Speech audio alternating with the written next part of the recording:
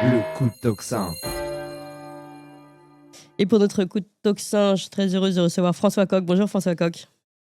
Bonjour Clémence, bonjour à tous. Merci d'être avec nous aujourd'hui, analyste politique, ancien directeur de campagne d'Arnaud Montebourg, ancien secrétaire général du Parti de gauche, auteur notamment de L'impératif démocratique, de la crise de la représentation aux Gilets jaunes ou encore La chimère de Macron contre la souveraineté populaire aux éditions Éric Jamet.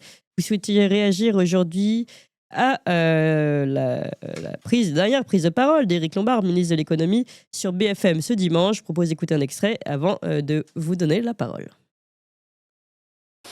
On est sur la planète dans un état d'urgence dans toutes les dimensions. En réalité, il y a une guerre en Ukraine depuis 3 ans. Il y a l'attitude de la Chine, très agressive au plan économique, et il y a maintenant l'attitude prédatrice des États-Unis, à la fois au plan territorial et au plan commercial. Donc, nous regardons tout ça avec beaucoup de calme, parce que c'est notre devoir, mais il faut bien voir que la situation est difficile. Mardi, vous allez réunir un comité d'alerte avec le Premier ministre. Est-ce que ça veut dire que nous sommes en état d'urgence en France, en état d'urgence budgétaire? Comité d'alerte, ça a du sens. Il y a 2 éléments de réponse. Il y a un état d'urgence, mais qui n'est pas lié en réalité à tout ce que je viens de rappeler, qui est lié à la situation de notre pays, qui est en déficit budgétaire depuis de nombreuses années. Et pourquoi est-ce que nous considérons qu'il y a urgence?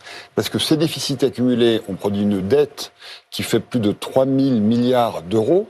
Et nous devons chaque année verser à nos créanciers, aux personnes qui nous prêtent, des sommes croissantes. Donc on est bien en état d'urgence budgétaire. On est bien en état d'urgence budgétaire.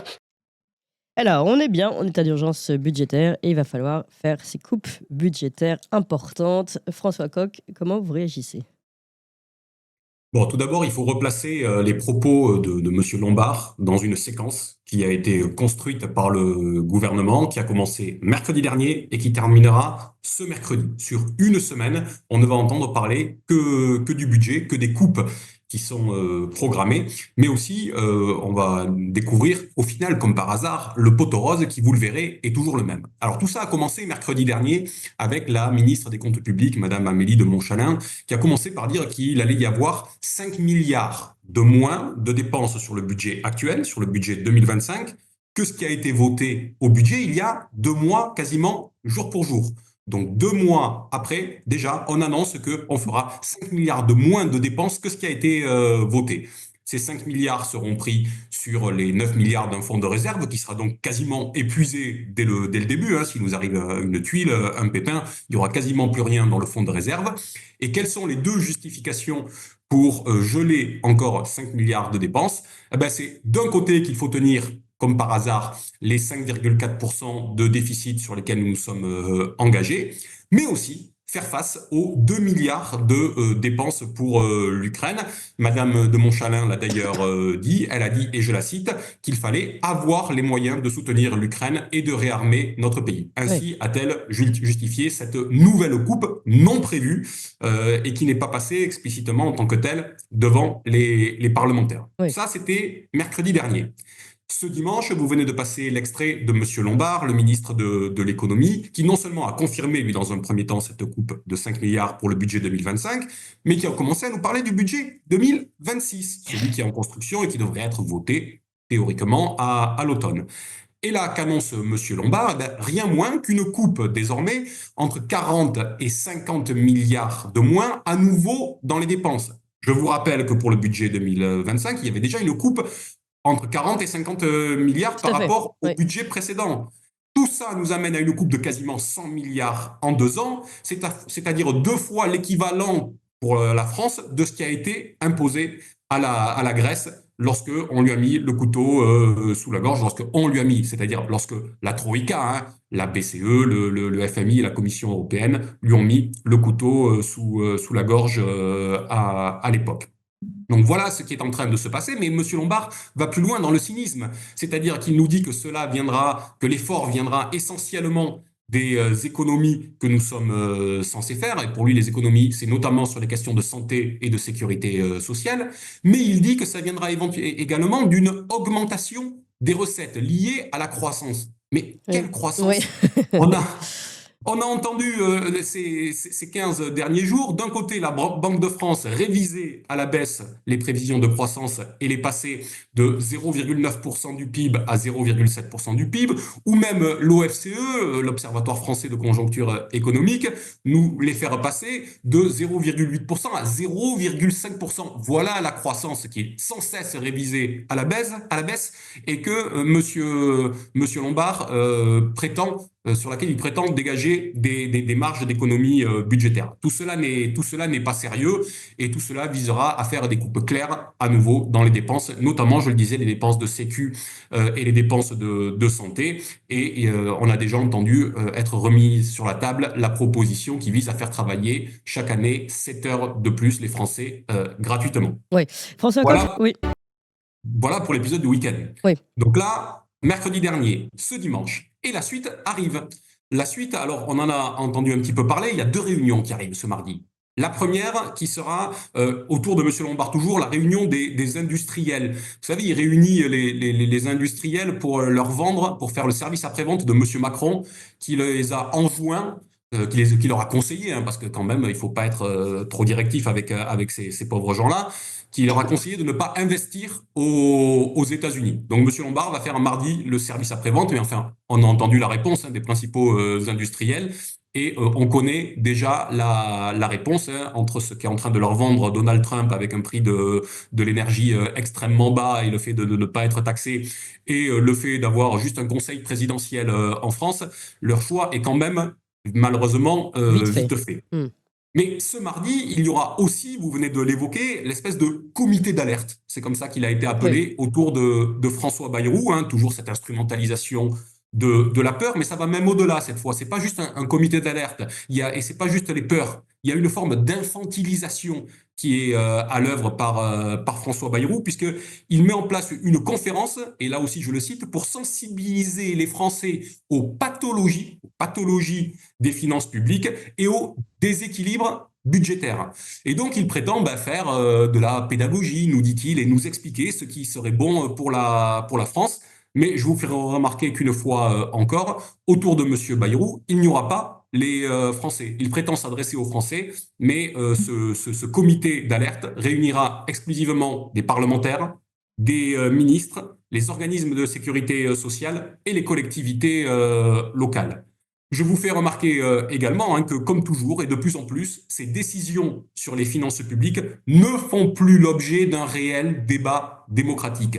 Tel n'a pas été les enjeux des dernières élections. C'est un petit peu comme ce qui s'est passé en Allemagne il y a 2 mois, où le gouvernement qui est en train de se mettre en place a été élu sur les bases d'une orthodoxie budgétaire, et où, quelques jours à peine après être arrivé, il a fait voter par le Bundestag une loi qui finalement déliait les cordons de la bourse.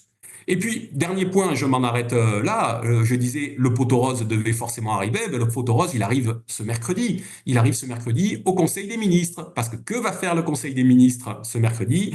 Il va élaborer et transmettre à la Commission européenne la proposition du sempiternel plan budgétaire et structurel à moyen terme, qui est donc adressé à la Commission et qui est donc la trajectoire pour les finances publiques pour les années à venir.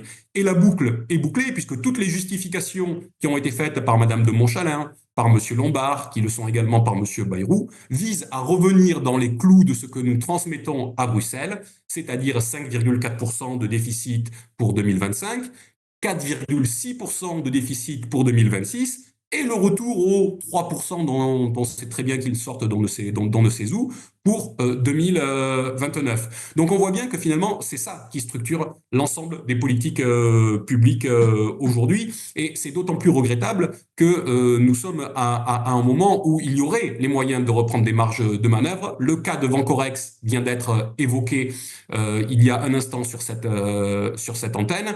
On voit bien que le choix a été fait d'un repreneur chinois qui ne garde que 50 emplois sur 400. Et dans le même temps, on voit qu'au Royaume-Uni, Keir Starmer, le Premier ministre, lui, a décidé de faire passer une loi en urgence au Parlement, et je le cite, pour reprendre le contrôle de British Steel, une grosse entreprise de métallurgie qui était aux mains d'une filiale chinoise qui envisageait de fermer le site. Eh bien, aujourd'hui, au moment où il y a une confrontation entre les États-Unis et la Chine sur le plan commercial, d'ailleurs, n'en déplaise à Monsieur Hollande, si vous le permettez, je rappelle que Monsieur Hollande nous disait le 28 février dernier, lui aussi je le cite, aucun doute n'est permis. La vraie cible de Donald Trump, ce n'est pas la Chine, c'est nous, en parlant des Européens. On voit bien toute la sagacité toujours de M. Hollande en termes de géopolitique. Eh bien, au moment où il y a cet affrontement économique entre les États-Unis et la Chine, la France et l'Union européenne auraient à jouer leur singularité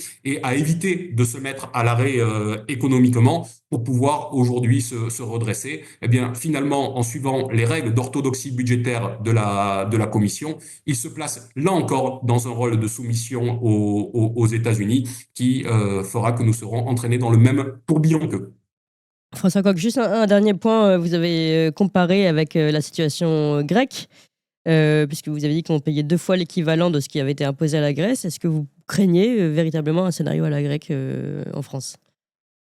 Nos économies ne sont a priori pas comparables, mais ce qui est sûr, c'est que l'offensive qui va être menée contre le peuple français sera du même ordre, et on peut déjà en juger que celle qui a été infligée aux Grecs pour continuer à dépecer notre industrie, nos biens publics, pour aller s'en prendre à notre épargne. On voit bien que c'est aujourd'hui ça qui est dans la tête de nos dirigeants et des dirigeants européens.